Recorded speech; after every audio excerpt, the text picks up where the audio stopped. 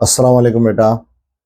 अब काफ़ी स्टूडेंट ये कहते हैं कि सर हम पढ़ते हैं, क्लास भी अटेंड करते हैं, ध्यान भी देते हैं, रीडिंग भी करते हैं, लेकिन हमारे मार्क्स जो हैं वो अच्छे नहीं आते। तो क्या हम दिमागी तौर पे कमज़ोर हैं या कोई और बात है? तो बेटा ऐसा कुछ भी नहीं है।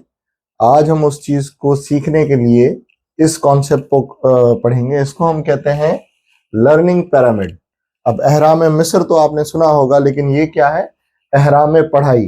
अब ये जो है ये बनाया था ई डेल ने 1940 में, और ये बड़ी काम की चीज है। आज इसको देखते हैं कि इन प्रोसेस से ये जो 7 तरीके हैं इनमें से कौन सा ज्यादा इफेक्टिव है और हम किस तरीके से कितना हासिल कर सकते हैं। जो हम पढ़ते हैं तो कितना हम एब्जॉर्ब कर सकते हैं। तो सबसे पहले जो है हमारे पास है लेक्चर। तो जब भी आप क्लास में लेक्चर सुनते हो तो सिर्फ लेक्चर से जो आपके पास नॉलेज आती है वो है 10% या और भी कम। ये है हमारे पास 5%। ठीक है, मतलब आपको सिर्फ 5% ही, आप जो है जो टीचर ने कुछ भी पढ़ाया, वो न्यूटन्स लॉ हो, केमिकल बॉन्डिंग हो या बायोलॉजी से रिलेटेड कोई भी टॉपिक हो, तो वॉट एवर, तो आपको सिर्फ याद कितना रहेगा? 5%। तो आप ये कभी भी मत सोचें कि आप टीचर पे डिपेंड करते हैं कि टीचर अगर अच्छा है तो हमें समझ आएगा, टीचर अच्छा नहीं है तो हमें नहीं समझ आएगा। ऐसा कुछ भी नहीं है। लेक्चर सुनते ही आपको सिर्फ 5% समझ आएगा। उसके बाद जो रीडिंग है, रीडिंग से आपको समझ आता है 10%। आप घर गए, आपने न्यूटन्स के लॉ पढ़े, और आप न्यूटन्स के लॉ को फिर घर जाके आपने जो है उसको रीडिंग की, तो आपको सिर्फ 10% ही समझ आएगा। उसके बाद है लिसनिंग एंड वॉचिंग। उससे आपको 20% समझ आएगा। लिसनिंग और वॉचिंग, जैसे अभी आप यूट्यूब की वीडियो देख रहे हैं, या वैसे ही आप कहीं देख सकते हैं लिसनिंग एंड वॉचिंग कहीं और किसी और मीडियम पर। तो ये हमारे पास, इससे आपको 20% समझ आएगा। अब है वॉचिंग डेमोन्स्ट्रेशन। ये क्या था?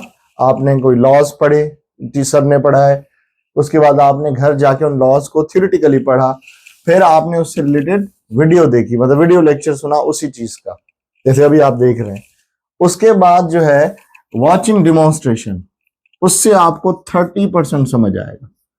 अब ये वॉचिंग डिमॉन्स्ट्रेशन क्या है कि भाई मैंने आपको टेंशन पढ़ाया, टेंशन ये होता है, टेंशन वो होता है, उसके बाद मैं आपको क्या कर रहा हूँ, डिमॉन्स्ट्रेट करा के बता रहा हूँ। जैसे आपने देखा होगा कई टीचर जो होते हैं वो साइकिल का पहिया लेके आते हैं, फिर उसको घुमाते हैं और मोमेंटम वगैरह जो भी है वो पढ़ाते हैं।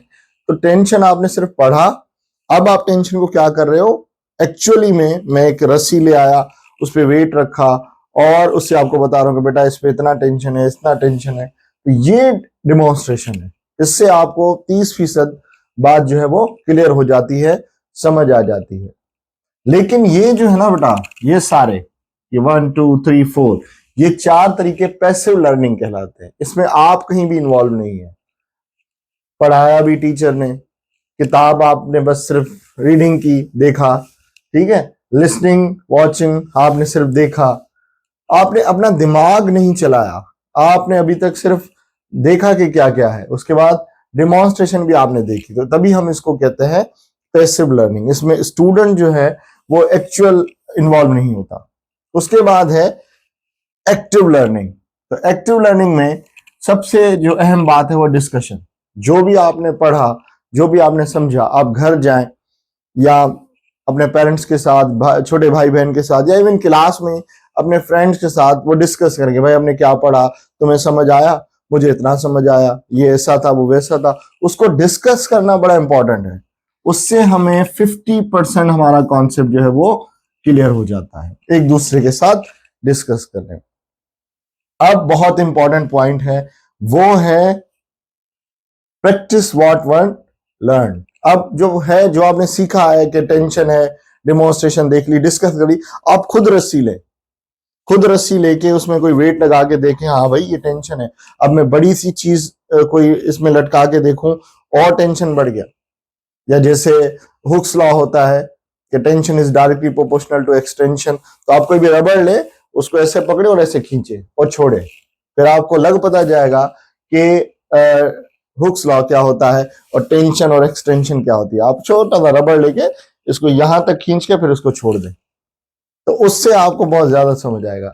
इससे इस बात से मुझे एक चीज समझ आई, यहाँ पर जो है अमल की बात आ गई। तो यहाँ कुरान की एक सूरत है, सूरह असद, परफेक्ट एग्जाम्पल है। उसकी मीनिंग क्या है कि तमाम जहान के जो इंसान है वो खसारे में, सिवाय उनके जो ईमान लाए, नेक अमल किया और जो है उन्होंने दूसरों को भी तलकीन की, किसकी? हक की और सबर की। तो ये 4 क्वालिटीज बताई गई हैं कामयाब इंसानों की। अल्लाह ताला कहते हैं कि बाकी सारे फेल्यूअर हैं, खसारे में हैं, फायदे में कौन है? जो ईमान लाए, नेक अमल किए और फिर दूसरों को भी तलकीन की, हक की और सबर की। तो आप ये देखें, ये कुरान पढ़ते हैं हम, आप सल्लल्लाहु अलैहि वसल्लम की सीरत पढ़ते हैं, तो ये सारी जो है हम सिर्फ देखते हैं, पढ़ते हैं। उसके बाद ये है कि आपने ग्रुप डिस्कशन भी करना है, ये भी उसी में आ जाता है। फिर उसके बाद है प्रैक्टिस। अब आप सल्लल्लाहु अलैहि वसल्लम की सीरत पर या जो अल्लाह ताला के अहकाम है उन पर अमल भी करें, ठीक है। लेकिन सबसे आखिरी बात कि दूसरों को सिखाएं, ये जो सबसे लास्ट बात है। अब अमल से आप कितना सीखते हैं? इससे आप 75% सीखते हैं। और जो सबसे लास्ट बात है वो है टीचिंग समवन एल्स, के जो हक की एक दूसरे को तलकीन करते हैं, सबर की तलकीन करते हैं। तो ये अल्लाह ताला ने भी बता दिया कि कौन लोग कामयाब हैं, ठीक है। और हदीस में भी आता है कि आप में से, आप सल्लल्लाहु अलैहि वसल्लम ने फरमाया कि बेहतरीन मुसलमान वो है जो कुरान सीखे और दूसरों को सिखाए। तो ये हो गया सीखना, ये हो गया सिखाना। जो टीचिंग समवन एल्स है उससे आपको 90% समझ आता है। तो अगर आप कामयाब होना चाहते हैं तो इस पिरामिड को फॉलो करें, ठीक है। अल्लाह ताला के अहकाम भी यही है, अल्लाह के अहकाम भी यही है। आप सल्लल्लाहु अलैहि वसल्लम ने भी हमें यही नसीहत की है कि आप पढ़ें फिर दूसरों को भी पढ़ाएं। तो ये एक कामयाब स्टूडेंट के लिए ये बहुत ही अच्छा पैटर्न है। तो इंशाल्लाह ताला अगर आप इसको फॉलो करेंगे तो आपके मार्क्स भी 90% आएंगे। आई होप सो आपको ये समझ आया होगा। अल्लाह ताला आपको अमल की तौफीक अता फरमाए। Thank you for watching.